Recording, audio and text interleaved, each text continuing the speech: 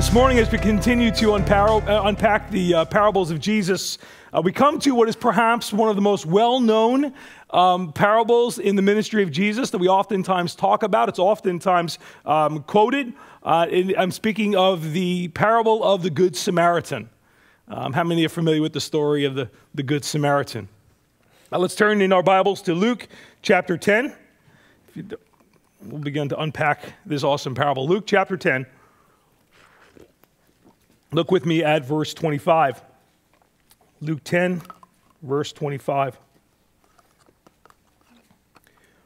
And behold, a lawyer stood up to put Jesus to the test. That's kind of brazen, by the way. It kind of gives us Luke gives us an idea right from the beginning of what the mindset was of this guy, right? Right from the beginning, he stands up. Why? To put Jesus to the test, saying to him, "Teacher, what shall I do to inherit eternal life?" And Jesus said to him, "Well, what is written in the law? How do you read it?" And he answered, "Well, you shall love the Lord your God with all your heart, all your soul, and all your mind, and all your strength, and your neighbor as yourself." And Jesus said to him, "You have answered correctly. Do this, and you will live." It's interesting. We once again have someone coming to Jesus, like we saw last week, asking Jesus, "How do I inherit eternal life?" Last week, that was the question that was asked by the rich young man when Jesus responded to him by giving him the parable of those who worked in the vineyard. And now here we are again. The same question is being asked by Jesus, and that's a fair question, don't you think? I mean, here is a man that they recognize was sent by God, and so obviously everybody wants to know how to inherit eternal life. Does everybody want to know how to inherit eternal life, right? I mean, that impacts every one of us, and so that clearly was a question then and continues to be a question today. And Jesus, notice that Jesus responds to both of them. Jesus responds by pointing to the law. Over 600 governing rules in the Old Testament, standards, commands that God gives and expects man to keep. And what's ironic is that because of our sin nature, because we've been born of Adam, these are commands that are impossible for us to fulfill. I mean, if someone came to you and they asked you, "Hey, listen, hey, Scott, how do I inherit eternal life?" I mean, "Hey, Devin, how do I do that? How do I get in? How do I inherit eternal life?" You probably wouldn't respond by giving them the law. Tell them we probably would respond by saying, "Well, you need to put your trust in Jesus Christ. He is the sacrifice for you and for me." And so we really would not respond like that, but Jesus did. So is Jesus being deceptive by pointing them to the law? I mean, why would Jesus point them to a law if that was the wrong answer? Or was it the wrong answer? No, it wasn't the wrong answer. The law was given so that man would become aware of his sin, the Scripture teaches us. You see, if the law wasn't laid out, man would not be aware that he's violating it. For those of us who have kids, we know that if you don't set rules, your kids won't know if they're breaking the rules. And so the law serves as a teacher, a reminder, an awareness builder that we are violating the law of God. Paul said to the church in Galatia that the law is our tutor. It is our schoolmaster to point us to Christ. In other words, the law teaches us or makes us aware that we're guilty of the law and we need help. We need a Savior. A person rightly reading the law of God would come to the very quick awareness that they are in trouble, incapable of saving themselves. Interestingly, I like the way the lawyer summed up the law when Jesus said to him, go look at the law, how do you read it? Interestingly, the lawyer summed up the entirety of the law in the same way that Jesus did. He says to him, "You shall love the Lord your God with all your heart and all your might and all your strength." He's quoting from Deuteronomy chapter 6, and then he leans over to Leviticus chapter 19 and verse 18 and says, and you shall love your neighbor as yourself. And so this lawyer obviously had been around Jesus enough because he had heard Jesus make that very same claim, that all the law is tied up into this thing. And so Jesus answers him and says, you have responded correctly. Now do this and you'll live. I'm sure there was like an awkward pause after that. He asks Jesus the question. Jesus says, follow the law. He answers the question, and Jesus is like, great, could do that and you'll live. And I'm sure there was like some kind of an awkward pause here. I'm sure the lawyer, while knowing Jesus answered the question, realized there's probably a lot more to it. You ever ask somebody a question and they give you the answer and you know on the inside there's more to it? They just kind of give you the quick kind of and you're thinking, maybe I just asked the wrong question. Because I'm not feeling good with this answer, even though they tell me I'm right. There must be a miscommunication. There must be a misunderstanding. That's kind of like what was going on with this lawyer at this point. And he asks the question that really opens up the whole dialogue, the real intent of the law. Where he highlights Leviticus, he says, you shall love your neighbor as yourself. And then he asks Jesus this question. And who is my neighbor? Who is my neighbor? And to answer that question, Jesus then goes into a parable. Jesus kind of sets him up and says, now you're getting to the essence. Now you're asking the real question. Let me explain in terms that you will understand, which is what a parable does. Look with me at verse 29. He asks Jesus, who is my neighbor? And Jesus replied, a man was going down from Jerusalem to Jericho, and he fell among robbers, who stripped him and beat him and departed, leaving him half dead. Now by chance a priest was going down that road, and when he saw him, he passed by on the other side.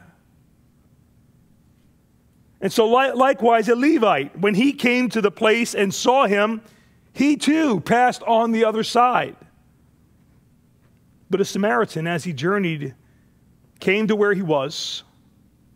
And when he saw him, he had compassion. He went to him and he bound up his wounds, pouring on oil and wine. And then he set him on his own animal and brought him to an inn and took care of him. The next day he took out 2 denarii and gave them to the innkeeper, saying, take care of him, and whatever more you spend, I will repay you when I come back.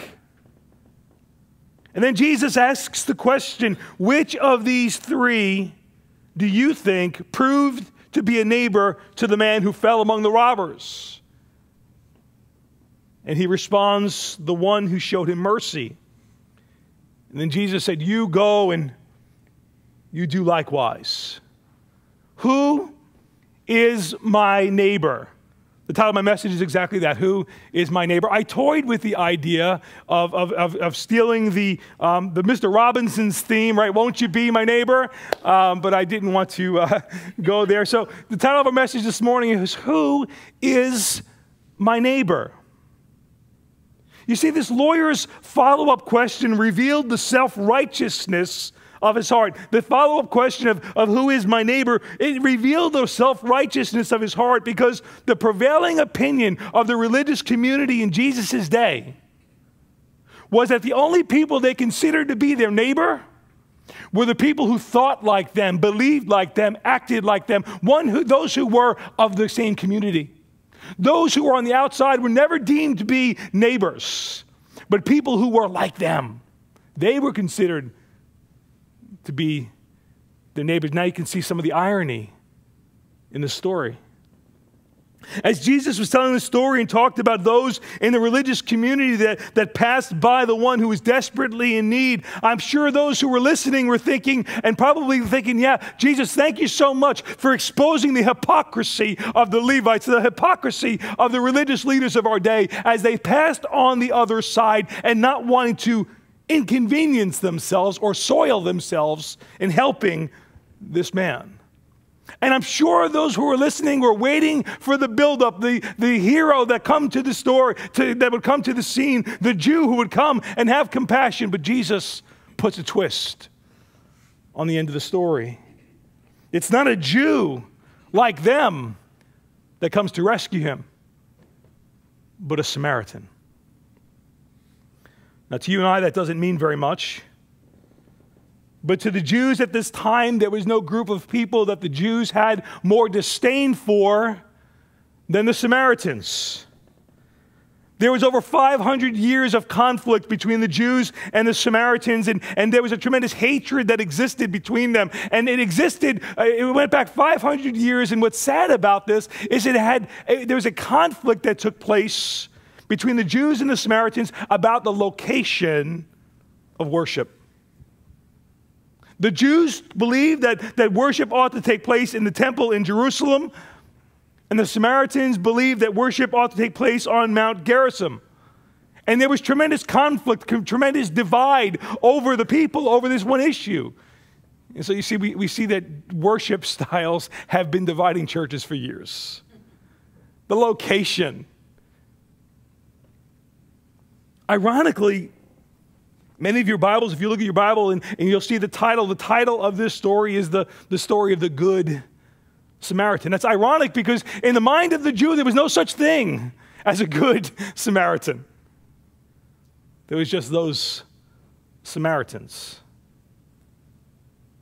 In fact, the lawyer couldn't even bring himself when Jesus said to him, which one of them proved to be his neighbor. Tommy couldn't even say it was the Samaritan. He's like, it's the one who showed the mercy. He couldn't even bring himself to saying it was the Samaritan. And so the question that begs to be answered in the story is, who is my neighbor? Because that's the message that Jesus was wanting everybody to grasp.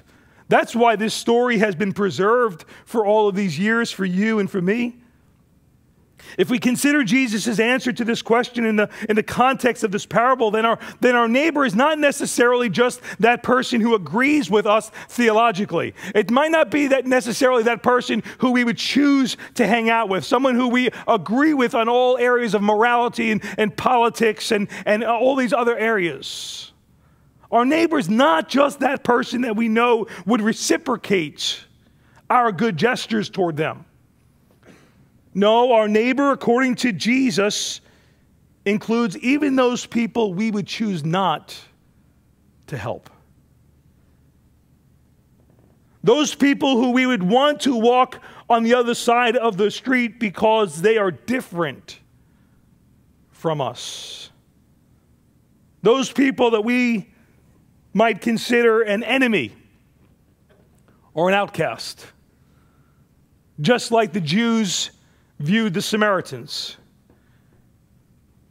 And so as we seek to answer our three questions, remember we talked about three questions that we're looking to answer as we go through these parables over the next number of weeks. The three questions we're looking to answer as we read through these parables is, how is Jesus telling us to view God? How is Jesus telling us to view others? And how is Jesus telling us to view ourselves? How is Jesus telling us to view God, others, and ourselves? And when we ask ourselves that question this morning, we will gain a greater understanding of what Jesus is ultimately presenting in this parable.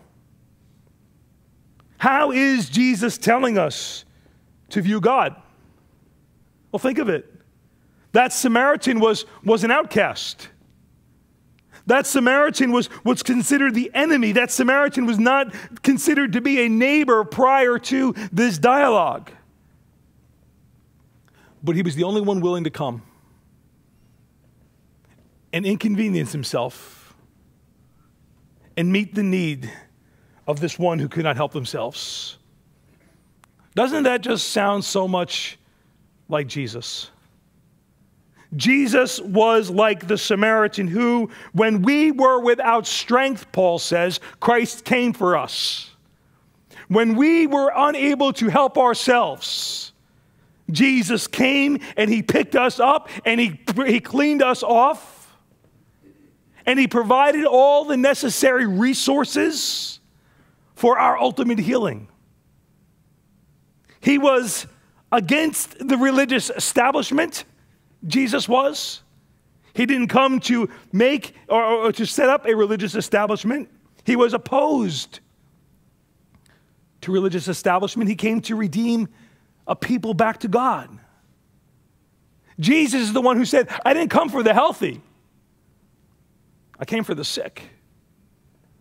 And such were some of you and I. Maybe you're feeling beaten up like the victim in our story. Stripped of your identity and feel as though you've been left for dead. Maybe you've looked out and reached out to the religious community hoping that maybe they'd help out, but they just walked across the other side of the road, ignorant to your real needs. This story is for you. Jesus is presenting himself as the Good Samaritan, the one who would come and love on you and pick you up and brush you off and set you up for a good future. He is your Good Samaritan. He is full of grace. He is full of mercy. He is full of compassion. And Jesus is showing us in this story that he did that very same thing to you and I. Well, how is Jesus telling us to view others? We must recognize that if we desire to be followers of Jesus, then we need to embrace the call to live out Jesus' life on this earth. That's the call to Christianity. That's what it means to be a disciple of Jesus. Being a disciple of Jesus isn't just believing the right stuff. Being a disciple of Jesus is believing it in such a way that it affects the places we go, the things we do, the people we reach out to.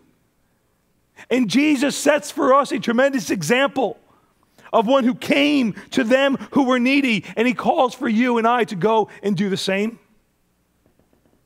That means we ought to consider the same people that Jesus called neighbors, our neighbors. Hey, it's easy to be gracious to someone we love, isn't it? It's easy to be loving to the lovable. It's when we're called to reach out to that person who's different than us. That person who we would choose not to talk to because they're not like you. They don't believe like you believe. They don't value things like you value them. It's to that person that we're called to reach out to. I mean, if we look at the ministry of Jesus, one of the greatest criticisms that the religious leaders launched at him was that he surrounded himself with sinners, prostitutes and tax collectors. Those who the religious community would set aside and say, we ought to have nothing to do with them. But they're the very ones that Jesus came. Jesus didn't take into consideration, well, what will people think? Those are the very ones that Christ came to. Those who were beaten, those who were stripped down naked, those who were left for dead. Jesus came for them. And his life in you and me comes with a call to go and do the same. In short, we don't get to choose who our neighbors are. Your neighbor is the one that God presents before you with the need. Your neighbor is the one that God presents before you with a need. Just because someone isn't bleeding on the outside, just because someone's not on the ground half dead, doesn't mean that they haven't been beaten up. Those are the ones that Jesus calls us to reach out to. He modeled for us the need to reach out to those who are broken. But there's more. Jesus told this story to illustrate how we can seek to fulfill loving the Lord with all of our heart, with all of our mind and strength, and our neighbor as ourselves. You say, how can we really love God in that way? Excuse me. How can we demonstrate our love for God in that way? How can we be a Samaritan to God? Jesus makes the connection for us in giving us this parable by teaching that our love for God vertically is demonstrated by our love for others horizontally. That's what Jesus is saying. Our love for God vertically. Think about, what can we really do for God? How can we serve God? What can we really give to God? How can we demonstrate our love to God? I submit to you that the way we demonstrate our love to God vertically is the way in which we demonstrate our love to others horizontally. Think of it. There's no other way. Jesus talks a little bit about this in Matthew chapter 25. When he talks about the end of time, where it says that the shepherd is going to separate the sheep from the goats. And he's going to put the sheep on the right and the goats on his left. Matthew chapter 25. And he's going to say to the sheep on the right, come, you who are blessed of my Father. Enter into the kingdom prepared for you from the foundation of the world. For I was hungry and you gave me something to eat. I was thirsty and you gave me something to drink. I was naked and you clothed me. I was sick and you visited me. And they're going to say, Lord, when? When did we see you hungry? When did we see you naked? When did we see you thirsty and meet your needs? And you know the response of Jesus. For as much as you've done it to the least of these, my brethren, you've done it unto me. Enter into the joy of the Lord. And then he's going to say to the goats, depart from me, you workers of iniquity. For I was hungry, you didn't give me food. I was thirsty, you didn't give me drink. I was naked, you didn't clothe me. I was sick and in prison, you didn't visit me. And they're going to say, Lord, when? When did we see you naked? When did we see you hungry? When did we see you thirsty and not tend to your needs? And Jesus is going to say, for as much as you've not done it to the least of these, my brethren, you've not done it unto me. For when we do it for others horizontally, we're doing it unto the Lord vertically. That's the message of Jesus. That's what Jesus calls every one of us to do. Whether you like them or not, Jesus loves them. And you and I are called to express the love of Jesus Christ to others. The Apostle John was emphatic about this all throughout his epistles. Just a couple of texts, 1 John chapter 3. But if anyone has this world's goods and sees his brother in need, yet closes his heart against him, how then does the love of God abide in him? What a good logical question. Little children, he says, let us not love in word or talk, but in deed and truth. If you've got the means to help somebody who's in need, and you don't help them, how can you say the love of God is in your heart? 1 John 4:7, beloved, let us love one another, for love is from God, and whoever loves has been born of God and knows God.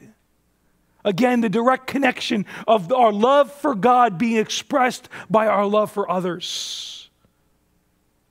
1 John 4:20, if anyone says, I love God and hates his brother, he is a liar. For he who does not love his brother whom he has seen, he cannot love a God whom he has not seen. And this commandment we have from him, whoever loves God must also love his brother. You cannot say you love God and hate your brother. John says you're a liar and the truth is not in you. Again, our love for God vertically is expressed by loving others horizontally. What is Jesus telling us about how we ought to view others? We need to see them as Jesus himself and extend the love of Jesus Christ to those, certainly those who we love, and would choose to be around, as well as those who many would deem to be the outcast, the broken, the wounded of our society. And then lastly, how is Jesus telling us to view ourselves? This is a hard-hitting parable, isn't it? It's a parable that calls you and I and every one of us to action. I think we can see ourselves in every one of the characters in this story. We can share in the same guilt of the religious crowd that didn't want to get their hands dirty, didn't want to be inconvenienced by leaning over and touching somebody who was so filthy and dirty and bloody and a mess. They turned their eye and didn't want to help. You say, well, Pastor, I would never do that. Yeah, I know we don't do that when it's right there physically in front of us, but there are all needs that we know of, that we can meet, but we choose not to. And those are the ones that Jesus challenges our thinking, challenges our hearts with. It's possible that the priest in the parable thought that the victim was dead, and because he was a priest, he was forbidden to touch a dead body, some would suggest. But it also makes me wonder how many times our Christianity keeps us from touching a dirty, vile world around us. Keeps us from going and reaching out to people that might raise the eyebrows of others and saying, wow, he's a Christian. Why would he talk to that person? The church, in its desire to remain pure and holy and separate, could also be guilty of using that as an excuse to not reach out to the very people we're called to reach out of fear of what others may think.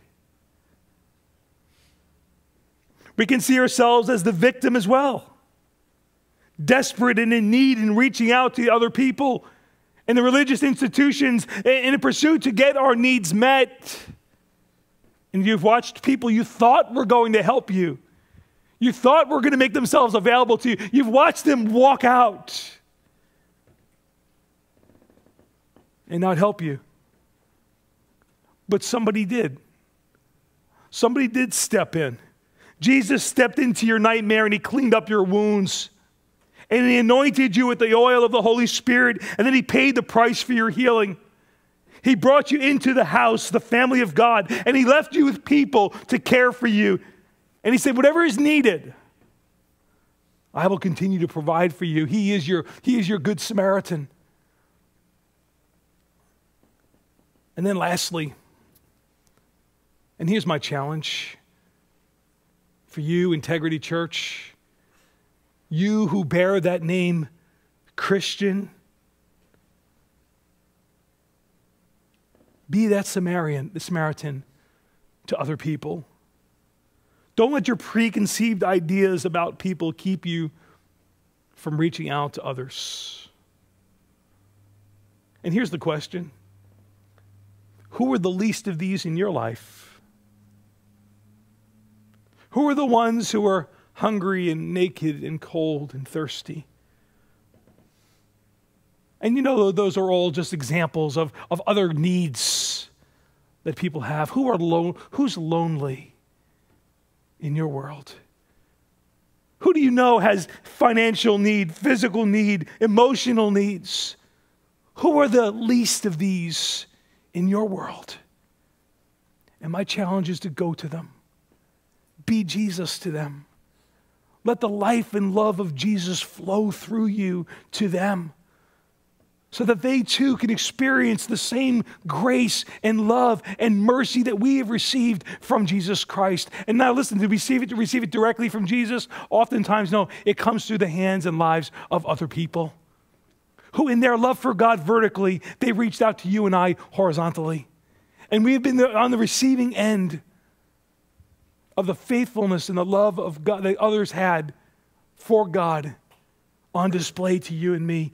Let's be those people, church. May we look at the need and then rise to the occasion and meet that need to the glory and majesty of Jesus Christ. Let's pray.